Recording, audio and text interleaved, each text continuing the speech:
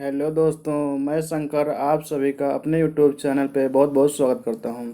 I hope आप सभी लोग ठीक होंगे। जैसा कि आप जानते हैं, हमने यूपीएसएससी के एग्ज़ाम को ध्यान में रखते हुए कुछ महत्वपूर्ण प्रैक्टिस सेट लेके आए थे जो सॉल्व करा रहे हैं। उसी श्रृंखला को आगे बढ़ाते हुए आज एक नया प्रैक्टिस सेट लेके आए हैं। आइए शुरू करते हैं। जी हाँ दोस्तों, पहला क्वेश्चन है, निम्न में से किसको चाल कोलोथिक युग भी कहा जाता है। इसके ऑप्शन है पूरा पासवर्ड काल, सेकंड ऑप्शन नो पासवर्ड काल, थर्ड ऑप्शन ताम्र पासवर्ड काल और डी ऑप्शन लो युग। जी हाँ दोस्तों, इसका सी ऑप्शन सही है। C option is right. यानी चार कोलोथिक युग जो कहते हैं उसे ताम्र पाषाण काल भी कहा जाता है। और इसका एक नाम और है कैकोलिथिक काल। ताम्र पाषाण काल को कैकोलिथिक युग भी कहा जाता है और पूरा पाषाण को पैलोजोइक युग भी कहा जाता है और नव पाषाण काल को नियोलिथिक युग भी कहा जाता है। जी हाँ दोस्तों, नेक्स्ट क्वेश्चन, सेकंड क्वेश्चन की तरफ चलते हैं। इसमें हर्षचरित्र नामक पुस्तक किसने लिखी थी। जी हाँ, तो इसमें पूछा हुआ हर्षचरित्र जो पुस्तक है वो किसने लिखी थी। इसका सही ऑप्शन होगा बाणभट्ट। जी हाँ दोस्तों, हर्षचरित्र किसने लिखी, बाणभट्ट ने। सेकेंड ऑप्शन सही है। और इसका ये है आर्यभट्ट। आर्यभट्ट ने दो किताबें लिखी हुई है, एक है ब्रह्म सिद्धांत, एक है आर्यभट्टयम। जी हाँ दोस्तों, क्वेश्चन नंबर 3 की तरफ चलते हैं। थर्ड नंबर क्वेश्चन है, पानीपत के तीसरे युद्ध में निम्न में से किसने मराठों को हराया था। ऑप्शन है अफगानों ने, सेकंड ऑप्शन अंग्रेजों ने, सी ऑप्शन है मुगलों ने और डी ऑप्शन है रोहिलों ने। जी हाँ दोस्तों, इसका सही ऑप्शन होगा अफगानों ने। अफगानों ने पानीपत के तृतीय युद्ध में मराठों को अफगानों ने हराया था। जी हाँ दोस्तों, आज का चौथा क्वेश्चन है 1857 की क्रांति सर्वप्रथम कहाँ से प्रारंभ हुई। ऑप्शन लखनऊ, झांसी, मेरठ, कानपुर। जी हाँ, इसका सही ऑप्शन होगा मेरठ। 1857 की क्रांति मेरठ से प्रारंभ हुई। ये 10 मई को मेरठ से यह शुरुआत हुआ इस क्रांति का। जी हाँ दोस्तों, क्वेश्चन नंबर 5 आज का है, पांचवा क्वेश्चन है, स्तंभरारी बंदोबस्त किसने लागू किया। इसके ऑप्शन है Wellesley, Warren Hastings, Lord Cornwallis, D option Lord Dufferin. जी हाँ दोस्तों, पांचवें क्वेश्चन का सही ऑप्शन होगा ऑप्शन सी कॉर्नवालिस। कॉर्नवालिस ने स्तंभरारी बंदोबस्त की शुरुआत की। और स्तंभरारी बंदोबस्त को और अन्य नामों से भी जानते हैं, जो अस्थायी बंदोबस्त प्रणाली इसी को कहा जाता है। और यह 1793 से इसकी शुरुआत हुई। इसी के अन्य नाम से स्तंभरारी, जमींदारी, मालगुजारी आदि नामों से इसको जाना जाता है। ये लागू कहाँ पे हुआ, ये बंगाल, बिहार, उड़ीसा और उत्तर प्रदेश के वाराणसी जिले तक यह लागू था। ये इसी को कहते हैं अस्थायी बंदोबस्त प्रणाली भी। आज का छठवां क्वेश्चन है, निम्न महापुरुषों में से कौन भारतीय जागृति का जन्म जनक कहलाता है। इसके ऑप्शन विवेकानंद, राजा राम मोहन राय, रविंद्रनाथ टैगोर, दयानंद सरस्वती। जी हाँ, इसका सही ऑप्शन होगा ऑप्शन बी राजा राम मोहन राय। राजा राम मोहन राय को भारतीय जागृति का जनक कहा जाता है और इन्हें अदर नामों से भी, अन्य नामों से भी जाना जाता है। इसमें भारतीय पुनर्जागरण का पिता भी कहा जाता है, भारतीय राष्ट्रवाद का पैगंबर भी कहा जाता है, अतीत और भविष्य के मध्य सेतु भी कहा जाता है, भारतीय राष्ट्रवाद का जनक, आधुनिक भारत का पिता, प्रथम आधुनिक पुरुष और युगदूत भी कहा जाता है। किसको, ये राजा राम मोहन राय को। जी हाँ दोस्तों, क्वेश्चन नंबर 7 की तरफ चलते हैं। 7वां क्वेश्चन है, महात्मा गांधी ने 1930 में सविनय अवज्ञा आंदोलन कहाँ से आरंभ किया। इसके ऑप्शन है सेवाग्राम, बी ऑप्शन डांडी, सी ऑप्शन सूरत, डी ऑप्शन है वर्धा। जी हाँ दोस्तों, का सही ऑप्शन होगा ऑप्शन बी डांडी से। कहाँ से चालू किया इन्होंने, डांडी से। महात्मा गांधी जी ने 12 मार्च को 1930 को साबरमती आश्रम से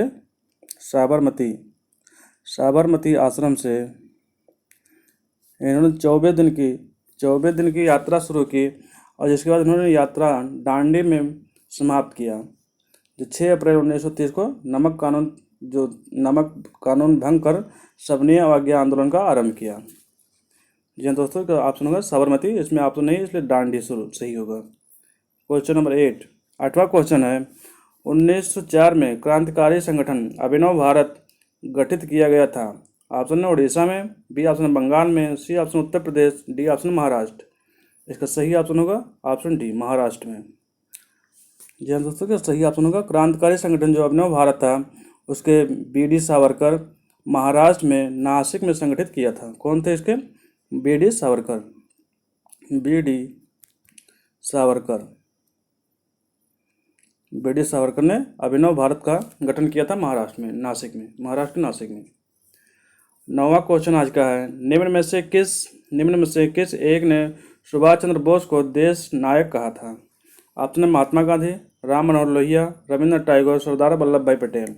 ये आज का 9वां क्वेश्चन है। इसका सही ऑप्शन होगा रविंद्रनाथ टैगोर जी ने। रविंद्रनाथ टैगोर जी ने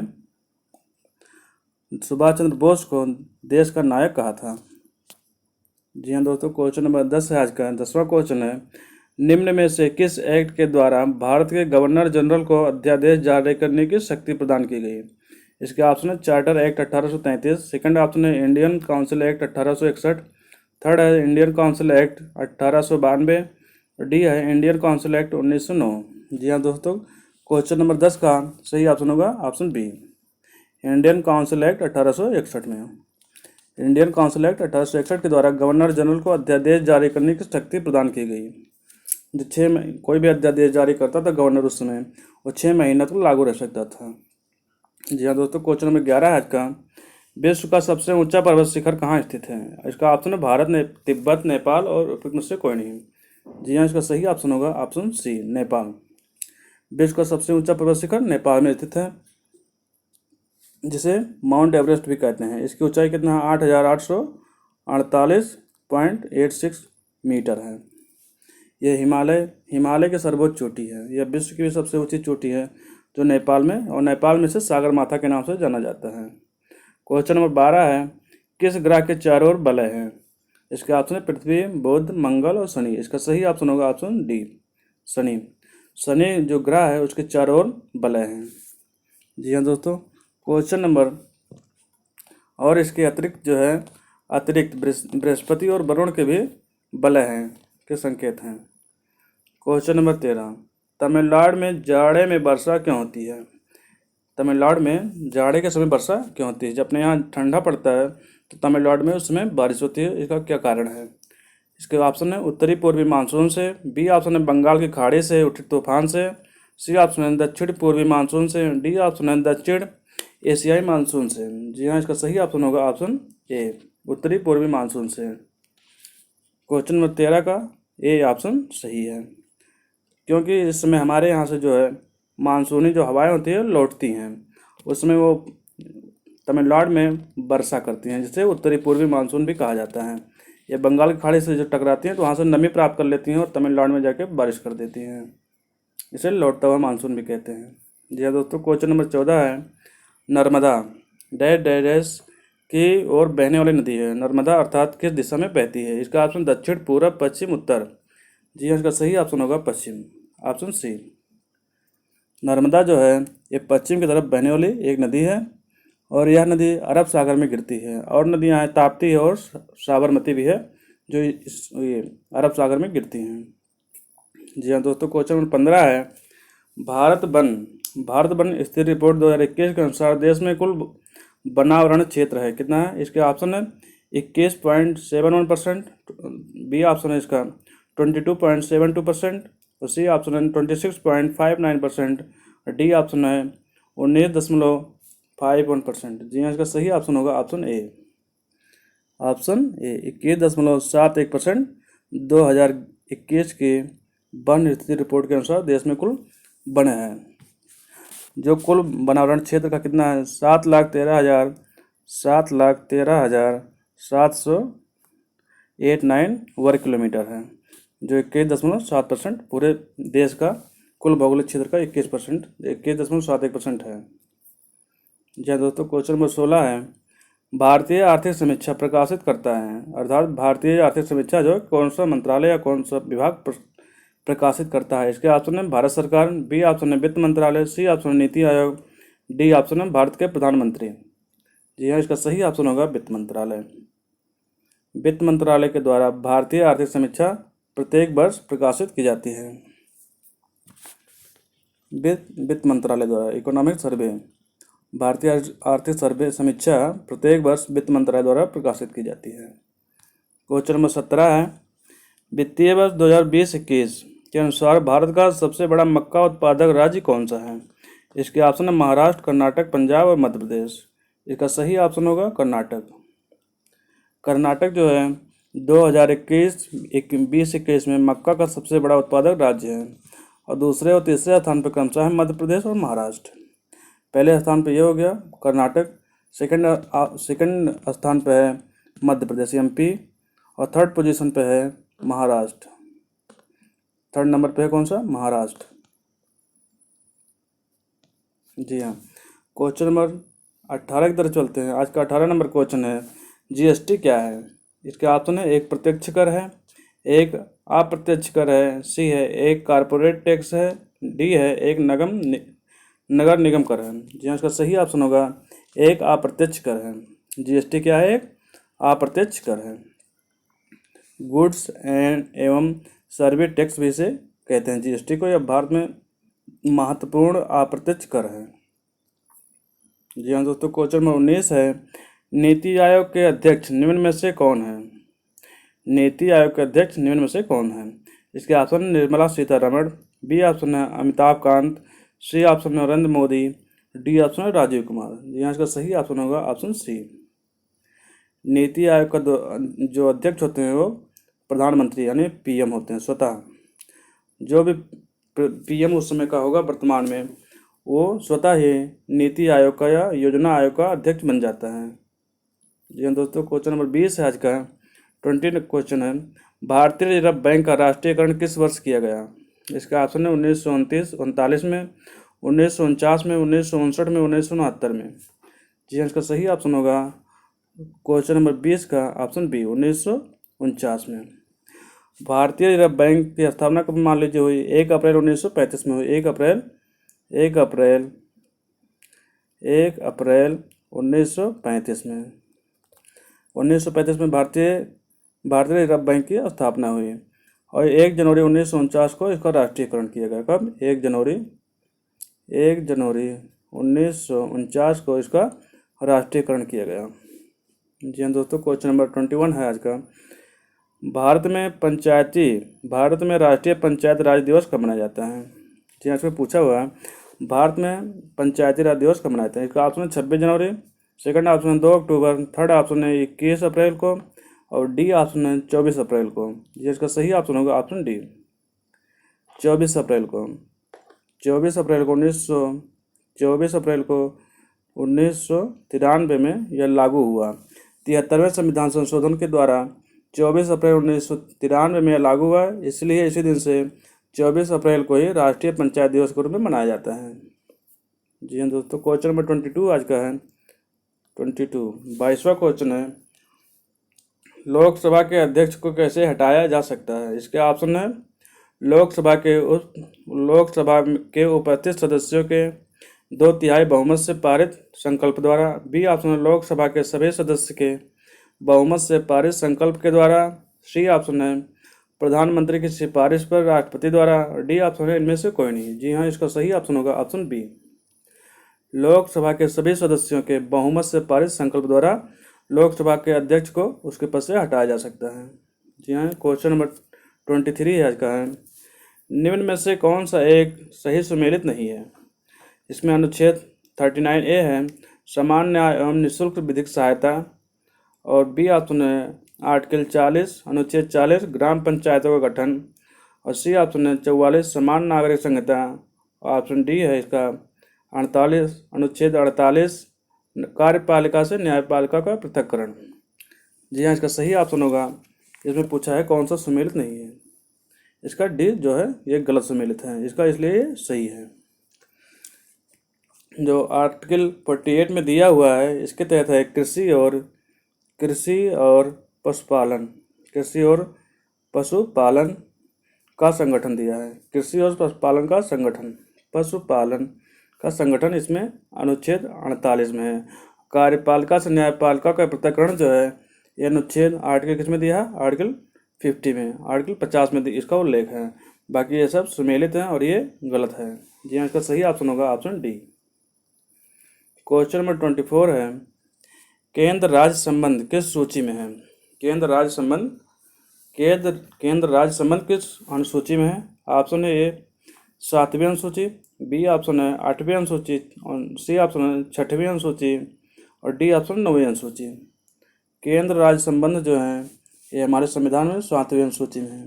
किस अनुसूची में? 7वीं अनुसूची में है। इसमें 7वीं अनुसूची में 3 प्रकार की सूचियां हैं। एक है संघ सूची, राज्य सूची और समवर्ती सूची की व्यवस्था की गई, जिससे हमारे संविधान में 7वीं अनुसूची में वर्णित है। ये अगर पूछे कि संविधान के किस अनुच्छेद के तहत है, तो ये संविधान के आर्टिकल है जो आर्टिकल 246 246 के तहत केंद्र राज्यों के मध्य विधायी शक्तियों का बंटवारा किया गया 3 अनुसूचियों के माध्यम से। जी हाँ, क्वेश्चन नंबर 25 है आज का, लोकसभा का कोरम कुल सदस्य संख्या कितना होता है? इसके ऑप्शन है 1/3, बी ऑप्शन है 1/5, सी ऑप्शन है 1/11, डी ऑप्शन है 1/10। जी हाँ, इसका सही ऑप्शन होगा ऑप्शन डी 1/10। लोकसभा का कोरम कुल सदस्य होता है 1/10। अनुच्छेद 100 के तहत आर्टिकल जो है 100, आर्टिकल 103 के तहत कहते हैं लोकसभा और राज्यसभा में कोरम जो गणपूर्ति होते हैं कुल सदस्यों का संख्या का जितना टोटल संख्या है उसका 1/10 भाग होना, उस सभा में उपस्थित होना अनिवार्य होता है, तभी वो कार्य उस सदन में कार्य को आगे बढ़ाया जा सकता है, अन्यथा नहीं। क्वेश्चन नंबर 26 है, यदि बर्तन में तैरती हुई बर्फ पिघलती है तो उस बर्तन में पानी का स्तर क्या होता है, बढ़ता है या घटता है? इसका ऑप्शन बढ़ता है, बी ऑप्शन में कोई परिवर्तन नहीं होता है, सी ऑप्शन पहले बढ़ता है फिर घटता है, और डी ऑप्शन घटता है। जी हाँ, इसका सही ऑप्शन होगा ऑप्शन बी, कोई परिवर्तन नहीं होता है। यदि किसी बर्तन में तैरती हुई बर्फ पिघल जाती है तो उस बर्तन में पानी का स्तर जो का त्यों बना रहता है, अर्थात उसमें कोई परिवर्तन नहीं होता है। इसका ऑप्शन बी राइट है। क्वेश्चन नंबर 27 है आज का, सोल्डर किन धातुओं से बना मिश्र धातु है? मतलब सोल्डर जो होता है जो इलेक्ट्रॉनिक दुकानों पर यूज होता है वो किस धातु पे बना होता है? इसका ऑप्शन है जिंक और सीसा, बी ऑप्शन जस्ता और तांबा, सी ऑप्शन टिन और जस्ता, और डी ऑप्शन टिन और सीसा। जी हाँ, इसका सही ऑप्शन होगा 27 का ऑप्शन डी, टिन और सीसा का ये बना हुआ है। शोल्डर जो है ये टिन और सीसा का मिश्र धातु का बना होता है। जी हाँ, क्वेश्चन नंबर 28 28वां क्वेश्चन है, उष्मा का सबसे अच्छा चालक है? ऑप्शन है पारा, ऑप्शन बी है सीसा, ऑप्शन सी है चांदी, ऑप्शन डी है इनमें से कोई नहीं। जी हाँ, इसका सही ऑप्शन होगा ऑप्शन सी चांदी। उष्मा का सबसे अच्छा चालक क्या होता है? चांदी और तांबा जो है ये उष्मा का सबसे अच्छा चालक होता है, जबकि पारा और सीसा ये उष्मा के क्या है? कुचालक हैं, उष्मा के कुचालक। जी हाँ, ये पारा और सीसा जो है उष्मा के कुचालक हैं, और चांदी और तांबा जो है ये उष्मा के सुचालक हैं। सबसे अच्छा सुचालक चांदी और तांबा होते हैं। क्वेश्चन नंबर 29 है आज का, 29 नंबर क्वेश्चन है, निम्न में से किसको कोशिका का शक्ति ग्रह भी कहा जाता है? इसके ऑप्शन है लवक, बी ऑप्शन है सूत्रकणिका, सी ऑप्शन है गाल्जी का, और डी ऑप्शन है कोशिका भित्ति। जी हाँ, 29 क्वेश्चन का ऑप्शन बी सही है, ऑप्शन बी राइट। सूत्र कणिका, माइट्रोकांडिया या सूत्र कणिका, इसी को क्या कहते हैं? माइट्रोकांडिया भी इसी को कहा जाता है। सूत्र कणिका या माइट्रोकांडिया को कोशिका का शक्ति गृह यानी पावर हाउस कहा जाता है। जी हाँ, इसका सही ऑप्शन हो गया ऑप्शन बी। क्वेश्चन नंबर 30 है आज का, स्कर्वी एक बीमारी है जो गंभीर और अस्थायी कमी के कारण होता है। ऑप्शन है vitamin K, vitamin A, vitamin C, vitamin B. जी हाँ, इसका सही ऑप्शन होगा option B C. Vitamin C की कमी से स्कर्वी नामक रोग होता है। किसके कमी से? विटामिन सी के। और विटामिन सी किस फलों से मिलता है? तो विटामिन सी जो है अधिकतर खट्टे फलों से मिलता है। और विटामिन अगर मान लीजिए विटामिन सी जिसके नहीं स्कर्वी रोग होता है उसमें क्या होता है? इसमें मसूड़ों में सूजन होता है, दांत गिरने लगते हैं, चेहरों को पीला पड़ जाता है। जी हाँ, क्वेश्चन नंबर 31 है आज का, 31वां क्वेश्चन है तो हिंदी से लिया गया है।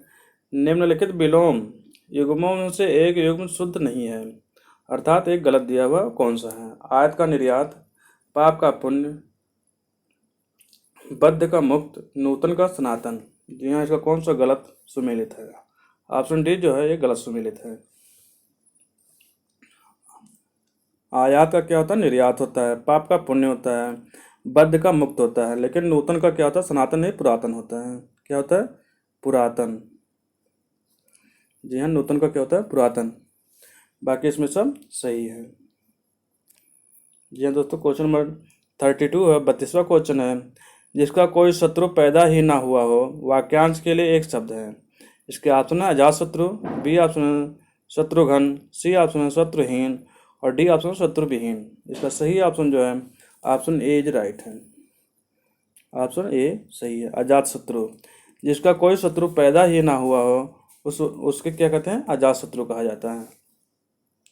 जी हाँ, क्वेश्चन नंबर 32 है आज का। 33वां क्वेश्चन है 33। निम्न में से कौन सा शब्द सूर्य का पर्यायवाची नहीं है? जिसमें पूछा हुआ है कौन सा शब्द है जो सूर्य का पर्यायवाची नहीं है। ऑप्शन है प्रभाकर, ऑप्शन बी है विभाकर, ऑप्शन डी है दिनकर, ऑप्शन डी है दिनेश। जी हाँ, इसका सही ऑप्शन जो है जिसके अनुसार से कौन सा सही नहीं है, ये पूछा पर्यायवाची नहीं है, इसका विभाकर। विभाकर जो है ये सूर्य का पर्यायवाची नहीं है। बाकी ये प्रभाकर भी है, दिनाकर भी है और दिनेश भी है।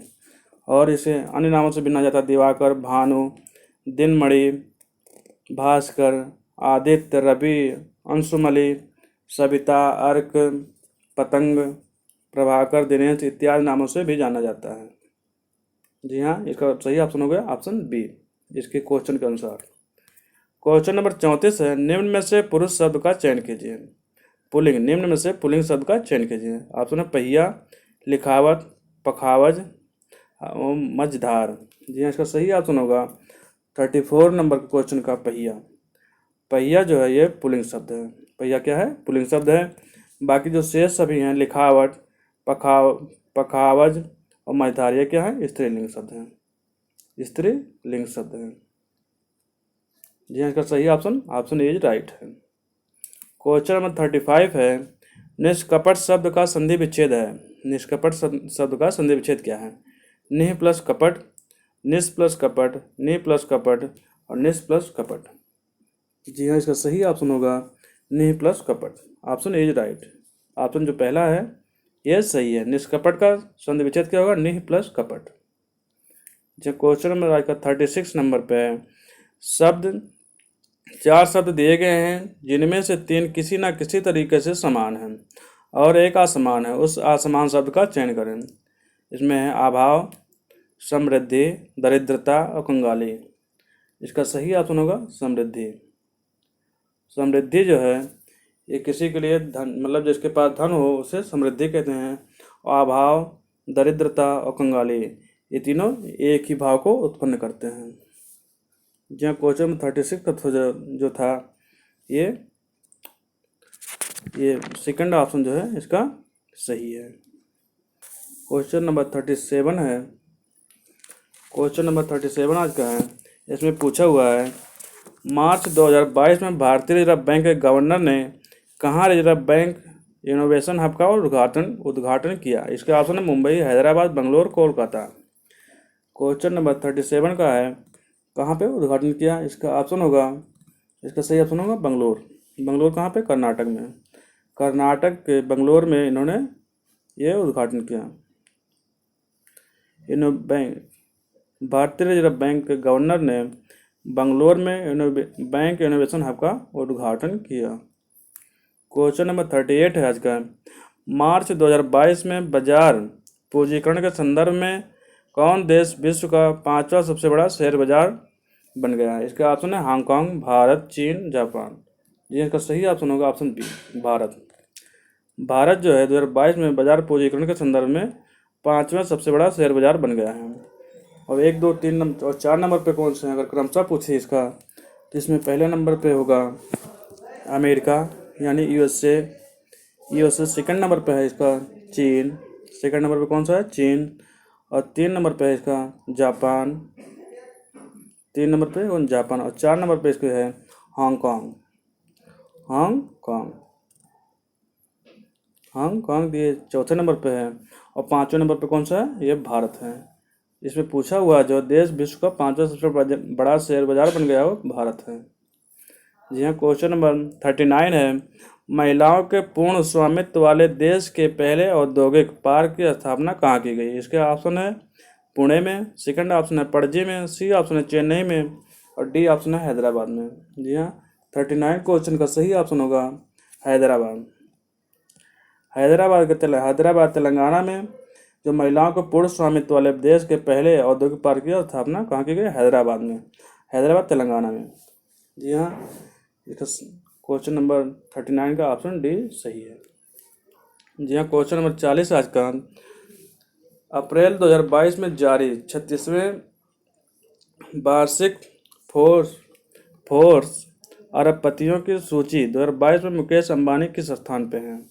8वें स्थान पे, 10वें स्थान पे, 12वें स्थान पे, 15वें स्थान पे। जी इसका सही ऑप्शन होगा ऑप्शन बी, 10वें स्थान पे। अप्रैल 2022 में जारी 36वें वार्षिक फोर्ब्स अरबपतियों की सूची में मुकेश अंबानी का स्थान 10वां है। अगर सबसे अमीर पूछे भारतीयों में इस समय जो है ये कौन सा है? भारतीयों में सबसे अमीर है जो विश्व में सबसे अमीर व्यक्ति जो है एलन मास्क है। नंबर 1 पे कौन है? एलन मास्क हैं। और दूसरे नंबर पे कौन है? अमेजॉन के संस्थापक जेफ बेजोस हैं। और इंडियन में जो हैं क्वेश्चन नंबर 41 है, जनवरी 2022 में इसरो के किस संचार उपग्रह को सेवा मुक्त कर दिया गया? इसका ऑप्शन है INSAT 4B, INSAT 3B, INSAT 2C, INSAT 4C।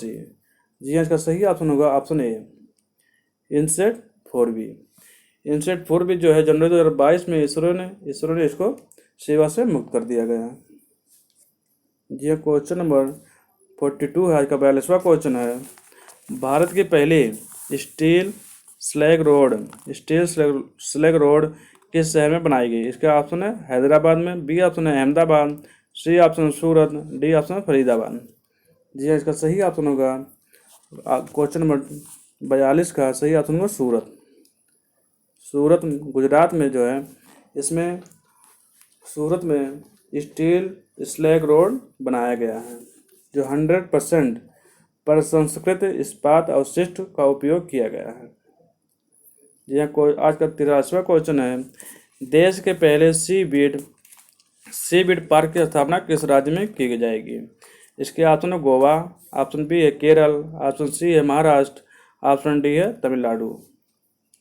जी हाँ, इसका सही ऑप्शन होगा ऑप्शन डी। जो देश का पहला सी बीड पार्क कहाँ बना है? तमिलनाडु में। तमिलनाडु में इसकी स्थापना की जाएगी। जो एक मत्स्य संपदा योजना से के तहत इसका सी बीड की स्थापना कहाँ पे? तमिलनाडु में किया जाएगा। और मत्स्य संपदा योजना के तहत किया जाएगा।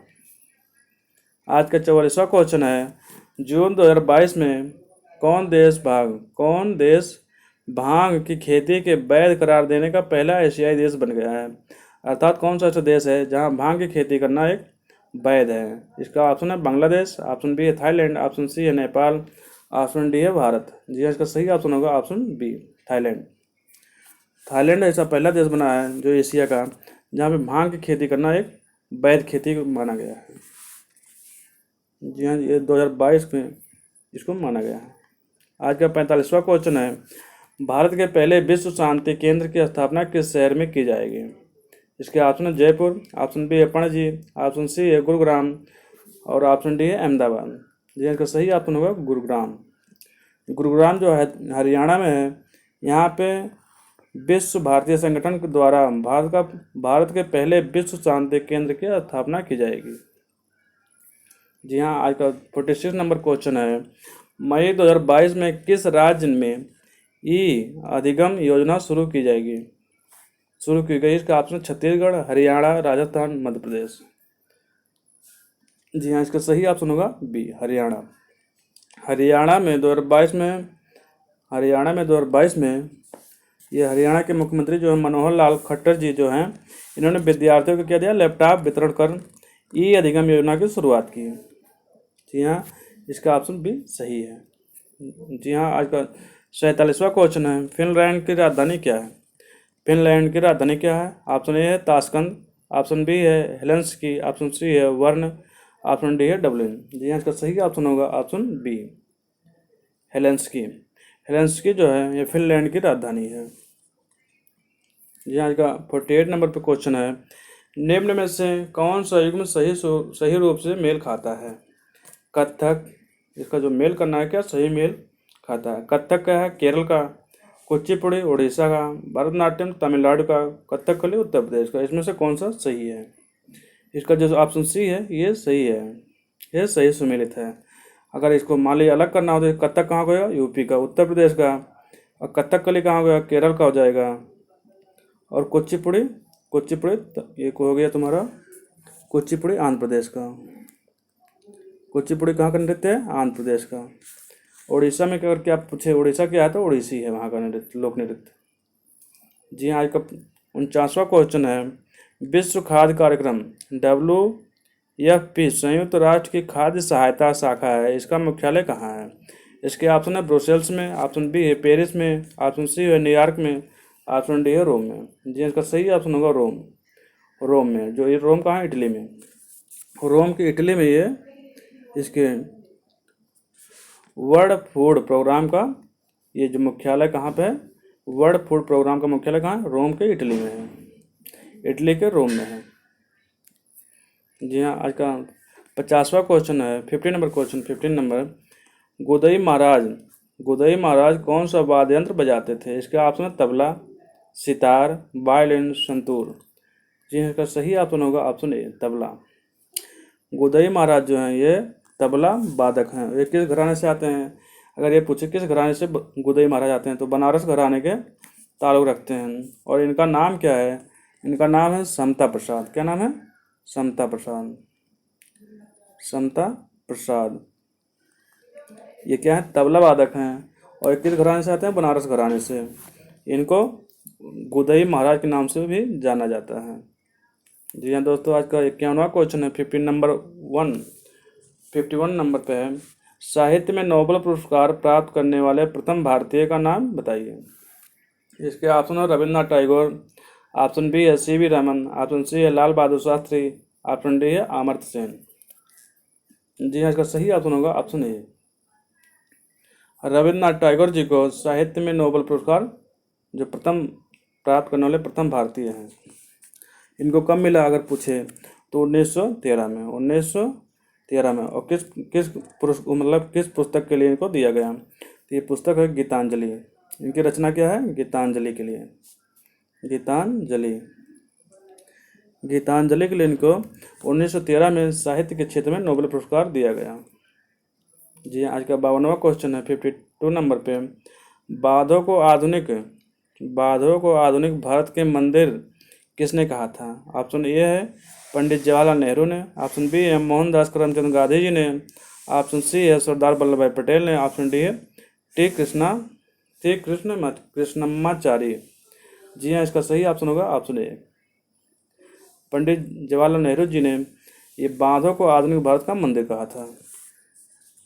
जी हाँ दोस्तों, क्वेश्चन नंबर 53 है आज का, 53वां क्वेश्चन है, जून 2022 में आयोजित टेनिस की ग्रैंड स्लैम प्रतियोगिता फ्रेंच ओपन 2022 के पुरुष एकल का खिताब किसने जीता?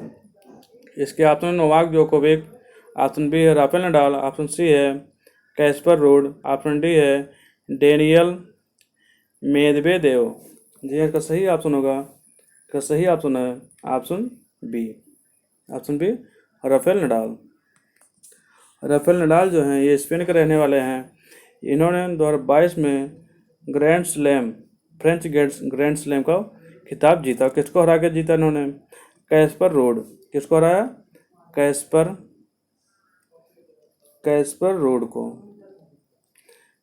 रूड को हरा के इन्होंने ग्रैंड स्लैम 2022 का खिताब फ्रेंच ग्रैंड स्लैम का जीता है। और अगर महिला में पूछे किसने जीता, महिला में पोलैंड की ईगा स्वीटेक ने, जो पोलैंड की ईगा स्वीटेक हैं उन्होंने महिला एकल में ये ग्रैंड स्लैम जीता है। आज का 54 नंबर का क्वेश्चन है, पुस्तक किसकी है? मतलब पुस्तक mind master winning lessons from A champions life किस लेखक कौन है? इसके ऑप्शन है कौशिक बसु, ऑप्शन बी है शांतनु गुप्ता, ऑप्शन सी है रवि शास्त्री, ऑप्शन डी है विश्वनाथन। जी इसका सही ऑप्शन होगा ऑप्शन डी विश्वनाथन आनंद।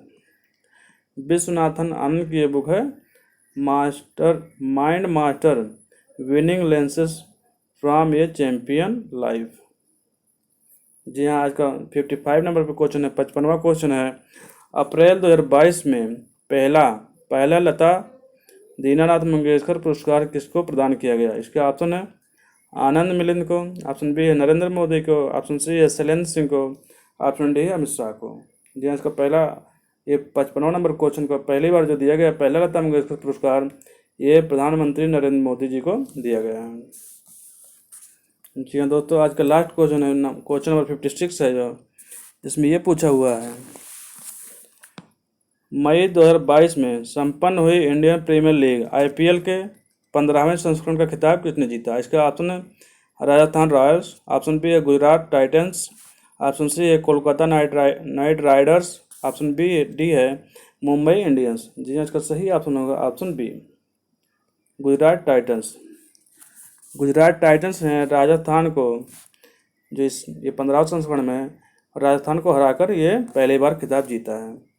जी हाँ दोस्तों, आज के हमारे टेस्ट सीरीज में 56 क्वेश्चन थे। अगर हमारी वीडियो आपको पसंद आई हो तो हमारे चैनल को सब्सक्राइब करें, लाइक करें और शेयर करें। थैंक यू दोस्तों वॉचिंग माय वीडियो। धन्यवाद।